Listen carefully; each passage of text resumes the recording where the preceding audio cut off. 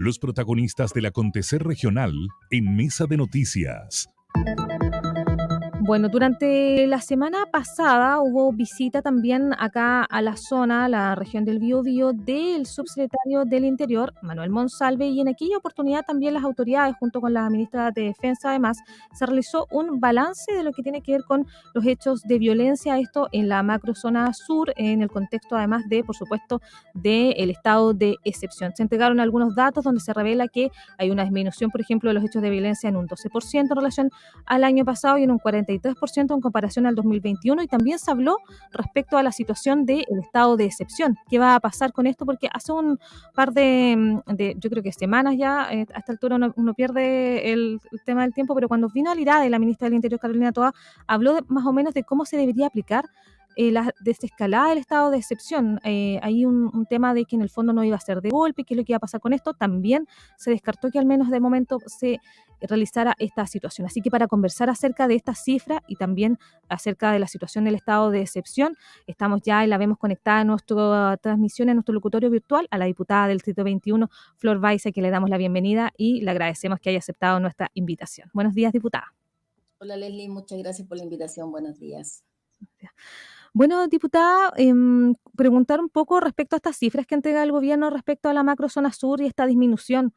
finalmente de los hechos de violencia. Ellos hablan de, como lo comentaba, 12% de baja en relación al 2022 y un 43% en comparación al 2021. ¿Qué le parece también respecto a estas cifras? ¿Cómo se las toma también? Bueno, el gobierno está haciendo su trabajo, su pega de difundir y poner cifras que van a la baja, efectivamente, así como lo hemos visto también en los indicadores de homicidios y de otros, en donde el gobierno plantea que las situaciones están controladas, o la ministra del Interior dice que no está desbordada la delincuencia en Chile, la violencia, lo que es el narcotráfico, y la verdad que la realidad es absolutamente distinta. Y en nuestra región, en nuestra macrozona sur, que si bien hay una baja en los hechos, que eso es una realidad desde que se implementó el estado de excepción, pero ya lo hemos dicho reiterativamente, como esto ya se hizo una normalidad, ocurre que ya las personas que cometen estos hechos están acostumbrados a ver dónde están los circuitos, dónde están las fiscalizaciones, los controles. Ellos se han ido perfeccionando también en sus formas de actuar con mayor eficiencia, tecnología, incluso dentro de todo hasta profesionalismo, para poder combatir al Estado de Derecho a través de este estado de excepción que sigue siendo muy débil. Entonces, cuando hay una baja, que lo hemos dicho, el año pasado fue alrededor del 49%, en donde se mantuvieron los ataques. Bueno, no nos podemos conformar con ello, porque lo que tiene que haber es cero ataques terroristas en nuestra zona. Entonces, claro, hay una baja, un 10%, claro, en respecto al año anterior. Dice, hay que ver con qué mes del año anterior, porque hubo episodios y meses donde han sido tremendamente violentos, donde hubo una aumento, que fue precisamente en el mes de marzo de este año, donde hubo un recrudecimiento muy, muy significativo. Entonces habría que ver con respecto a qué fecha se están estos datos comparando. Ahora, si hay, lo que aspiramos todos es que haya baja en los ataques, pero hasta ahora no podemos hablar de ninguna manera de que haya una siquiera posibilidad de hablar de desescalamiento, a lo menos en la provincia de Arauco, en las comunas de Cañete, Conturmo y Tirú, donde siguen operando las bandas de crimen organizado, también a propósito del robo de madera, que se confunden y se mezclan todo esto en un estado que la verdad es que lo que perjudica tremendamente la forma de vida de las personas, la tranquilidad, que no la hemos podido recuperar, y donde todavía no hay ninguna sanción. Lo más importante también es que no hay todavía ningún acto de justicia en esta materia, y lo único que vemos es impunidad frente a estos hechos que siguen ocurriendo. Ahora, ahí también, diputada, hemos tenido algunos casos, por ejemplo, hace una semana aproximadamente se registró también la condena por un hecho ocurrido en Saltos del Laja también en 2021, donde además está ahí también el hijo de Héctor Yaitul, Ernesto, y también hemos tenido otras causas que están avanzando en esa materia, y a eso se le suma, por ejemplo, que hoy día tenemos una normativa relacionada, por ejemplo, no solamente respecto a los ataques incendiarios, por ejemplo, relacionados como con dirigentes o personas que están involucradas a la CAM o alguna de las orgánicas, ¿cierto?, de esta índole, sino que también a la situación del delito del robo de madera. ¿Eso cree que se ha notado en un avance también? Sí, a ver, respecto al robo de madera, sí ha habido un avance, eso lo dijimos y lo hemos celebrado de alguna manera en relación a cómo se están combatiendo estas bandas. Nosotros hicimos, yo fui parte de la comisión investigadora del robo de madera, se pudo, a través de la ley, de la tipificación de este delito, efectivamente se generó una detención incluso ya de las bandas, de las personas, los responsables de esto, y que costó mucho que se les decretara primero la prisión preventiva, porque esto, como no había ocurrido nunca y todavía el temor y el miedo al poder de estas bandas, al uso de armas de fuego, porque ya no son personas de ninguna manera amateur, sino que cada día incluso ahora llegan ya a usar granadas, que es lo que ocurrió con la carabinera, en nuestra zona todavía eso no lo hemos visto, que se sepa públicamente, pero nada nos dice que podríamos no llegar a ello cuando se trata de un delito que es tan lucrativo, pero eso se ha ido combatiendo y se han ido generando ya las instancias también judiciales a través del Ministerio Público y las sanciones que esperemos que sean las más duras. Ahora, en materia de la detención que usted bien señala de Ernesto Yaitul, efectivamente eso fue un operativo que también lo felicitamos a las policías que hicieron su trabajo, que detuvieron a estas personas que habían quemado este camión y que fue una condena, hasta ahora a mí me parece ejemplarizadora, porque fue bastante dura, digamos, correspondiente a lo que es estos actos de violencia y de terrorismo, y donde las medidas hasta ahora han sido acordes a la gravedad de los hechos, pero eso es uno o dos, es decir, estamos hablando de un 2, un 3% de los hechos de violencia que han tenido alguna persecución y finalmente sanción, 1 o 2%, no es más. Y las personas que están detenidas, encarceladas hoy día por los hechos que conocemos en la provincia de Arauco, y en otras han sido las que han dado lugar precisamente a todas estas reclamos y demandas y hechos de violencia para reivindicar supuestamente estas manifestaciones de algunos grupos radicalizados y que los denominan presos políticos, que por supuesto yo estoy absolutamente en contrario con ello. Entonces hemos visto ahí un avance muy pequeño, pero que sí da una señal de que esto se puede lograr cuando hay decisión voluntaria y coordinación entre los distintos poderes del Estado, por supuesto respetando la autonomía en este caso de lo que es el Ministerio Público y los tribunales en su actuar, pero hoy día todavía sigue siendo muy insuficiente, y por eso hay que generar unidades especializadas, que se lo hemos planteado al fiscal Valencia, se lo planteé particularmente personalmente en audiencia con él, en relación a poder generar instancias de organizar dentro del propio ministerio, hasta que no estén las fiscalías suprarregionales ya implantadas, que se haga una readecuación de manera de destinar mayor cantidad de recursos humanos también a la investigación de estos hechos, porque de lo contrario vemos, insisto, que la impunidad es lo que sigue imperando. Mm. Y ahí dará abasto también, bueno, hemos visto avances también, la semana pasada conocimos de otro operativo donde también, a propósito del robo de un vehículo, se logró la detención de 2 personas también allá en Tirúa, que tenían armamento también prohibido. Eh, dará también abasto al Ministerio Público. Hoy día, además, estamos hablando de que también la Fiscalía está con el caso, convenios también muy en el fondo también fiscalizados, muy la gente está esperando resultados en ese caso. Aparece también el caso audio, o sea, al menos hoy día están con harto trabajo y además nosotros estamos con esta situación acá en la macrozona sur. Dará también el trabajo del punto de vista de que sabemos que además hay investigaciones que son bastante extensas, que no pueden un poco apurarse por tema de las pruebas. Bueno, por supuesto que no es lo suficiente cantidad de recursos humanos, con un sistema además, una reforma procesal penal que lo hemos dicho, es absolutamente garantista y donde el foco tiene que estar puesto precisamente en las víctimas, según lo que nosotros vemos, y hoy día no tenemos esa capacidad de defender a las víctimas, por un lado, desde lo que es el propio Ministerio Público, con la celeridad y con la urgencia que eso se requiere, más allá de una defensoría de las víctimas que la hemos planteado por mucho tiempo, que ese proyecto que está dormido y que ahora se anunció, pero que si vamos, para mi gusto es nada más que con fines electorales, porque si es solo una cuestión nominativa y es para cambiar el nombre a la Corporación de Asistencia Judicial, no tiene ningún sentido. Aquí lo que tiene que haber es una real convicción de querer proteger a las víctimas. Entonces hoy día estamos al debe y con una cantidad insuficiente de capacidad de recursos humanos para avanzar en estos procesos, y lo hemos planteado. Por eso se requiere en la Fiscalía Suprarregional, en el caso del terrorismo en la macrozona sur, porque efectivamente, Leslie, usted plantea, aquí estamos frente a una crisis de seguridad nunca antes vista. El 90% de la población y un poco más tiene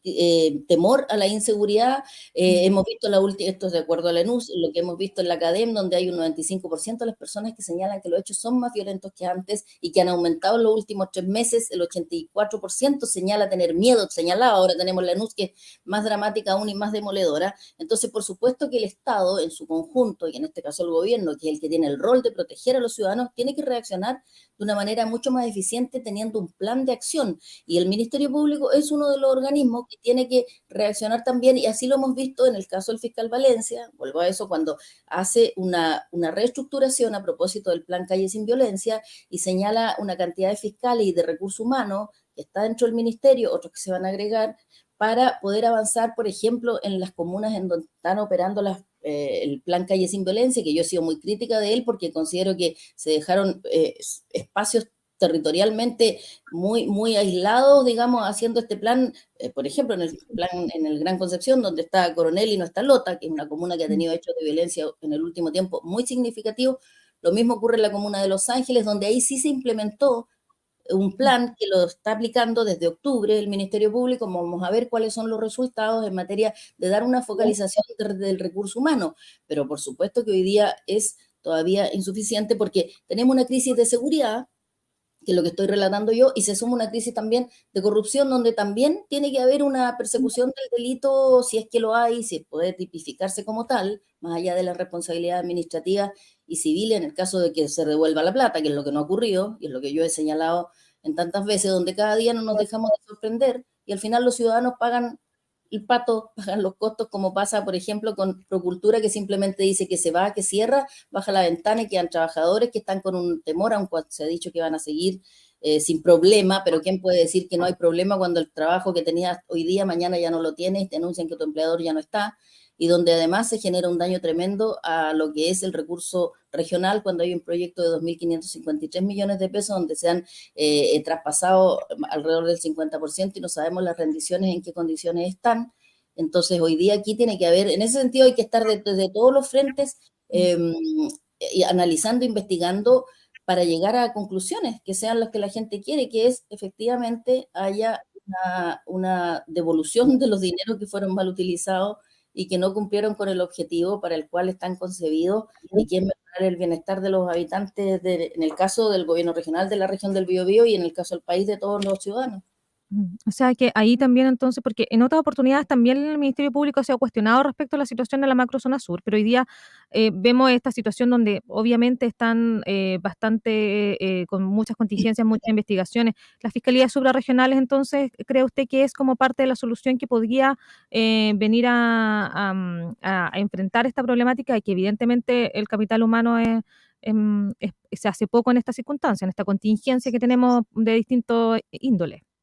Yo considero que es una forma de organizar y de coordinar el trabajo que evidentemente tiene particularidades distintas. Es decir, cuando hablamos de la inmigración, narcotráfico en el norte, evidentemente que son condiciones que son particularidades distintas a lo que ocurre en nuestra macro zona sur, en lo que es la provincia de Arauco, Biobío que represento, y más al sur, que esto de ahí además se ha ido expandiendo hacia más al sur. Y cuando hablamos, efectivamente, usted dice, en Tirúa encontraron unas personas con armas, claro, con armas, con fusiles de guerra, con municiones, cosa que antes no veíamos. Entonces hoy día eso pasa a ser ya casi normal,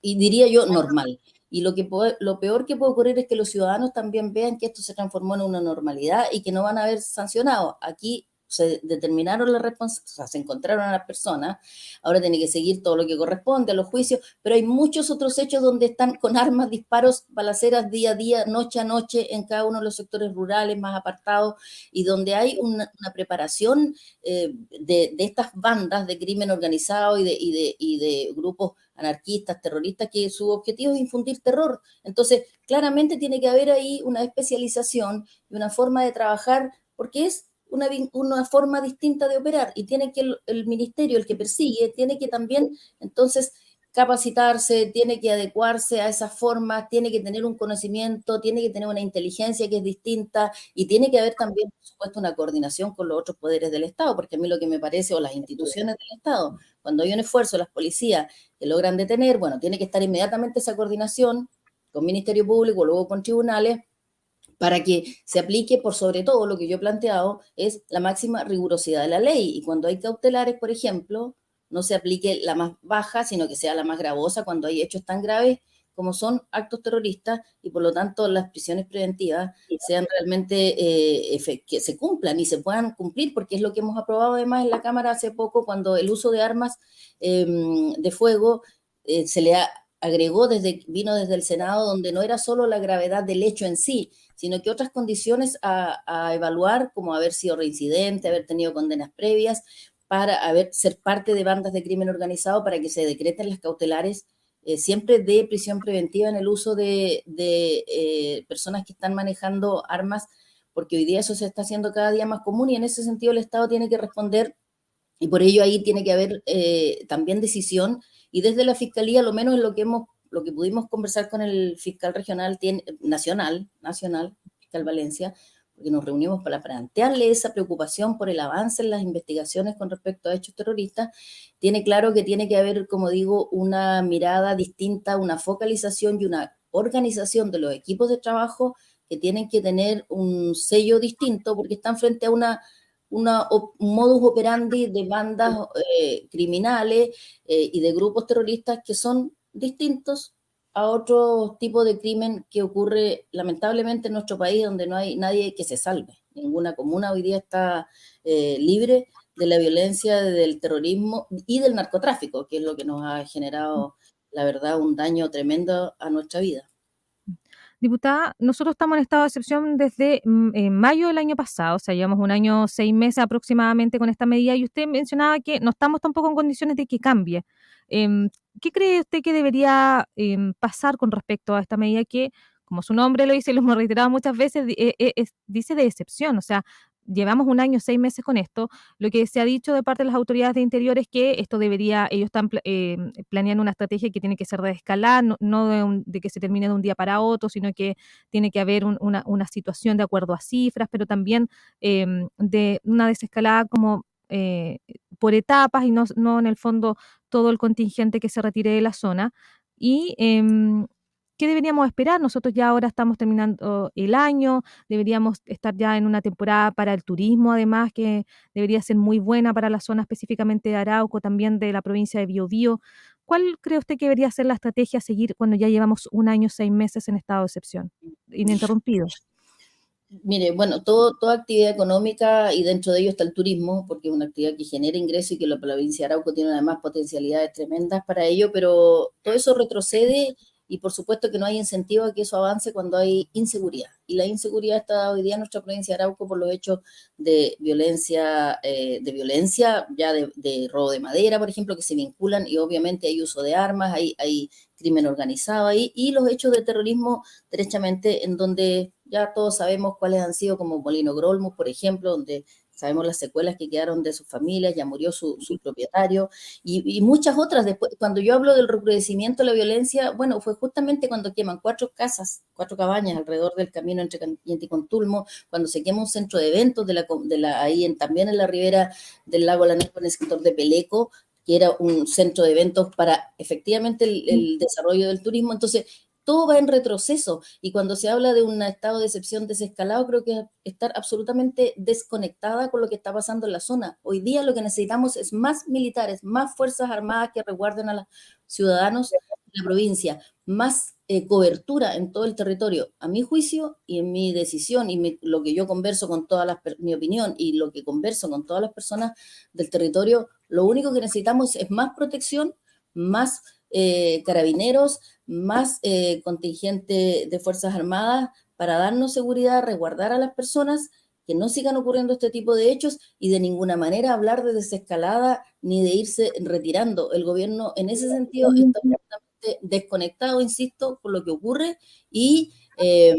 hasta ahora nosotros vemos que no ha habido ninguna otra medida de las mismas que había aplicado el gobierno anterior, y que se negaron durante los 3 primeros meses para instalarla, y hasta ahora lo único que hemos visto es el estado de excepción, y que además lo están implementando de una manera debilitada. Cuando se partió esto con el acotado, cuando se le sacó el acotado, se dijo que se iba a llegar a mucho más cobertura, y la verdad es que no hemos visto mayor cobertura, más allá de dos bases de adelantadas que se instalaron para poder responder de manera más oportuna,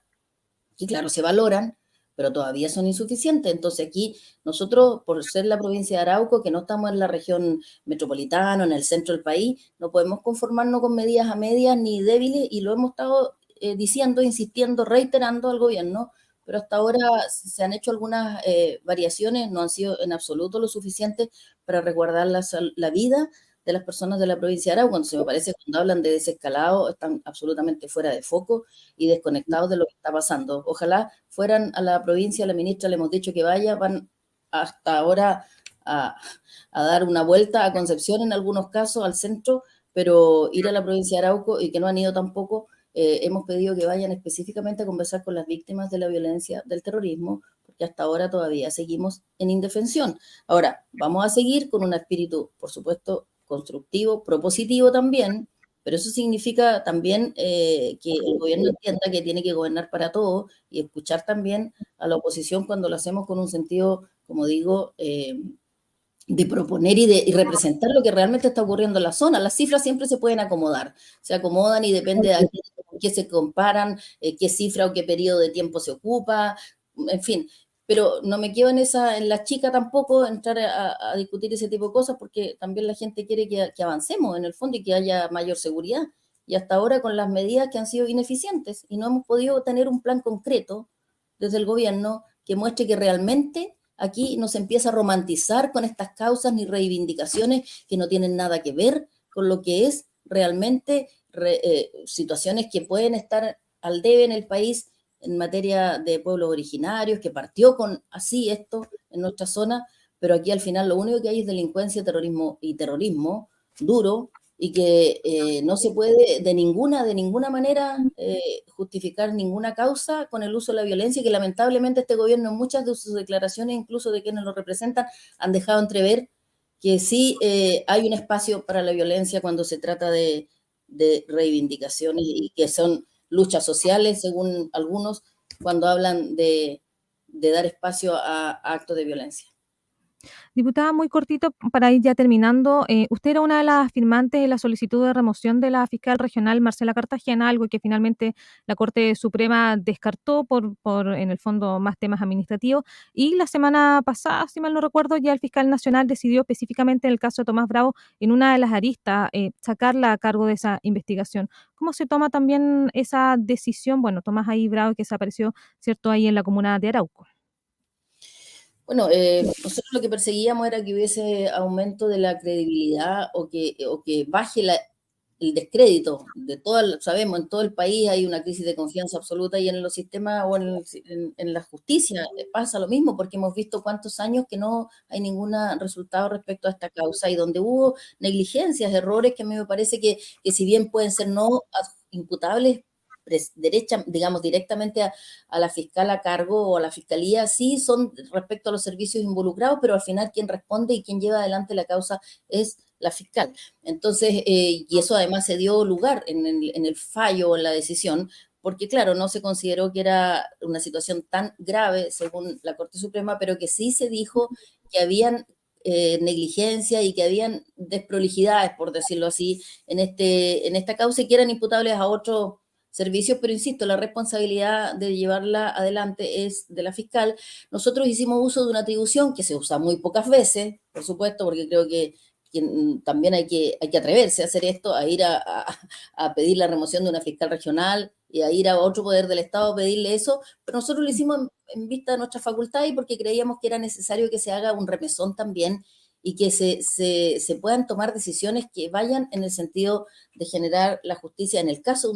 de un caso tan grave, tan dramático como el caso Tomás Bravo, que estaba también otro de la provincia de Concepción, pero porque hay muchos otros que son invisibles, que no han tenido un grado comunicacionalmente de visibilidad como este probablemente, pero que también hay muchas familias que siguen esperando en esta materia. Entonces, bueno, no se acogió la remoción como tal y nosotros respetamos la decisión del poder, de ese poder del Estado. Por supuesto no era lo que esperábamos, pero sí hubo una decisión desde parte del fiscal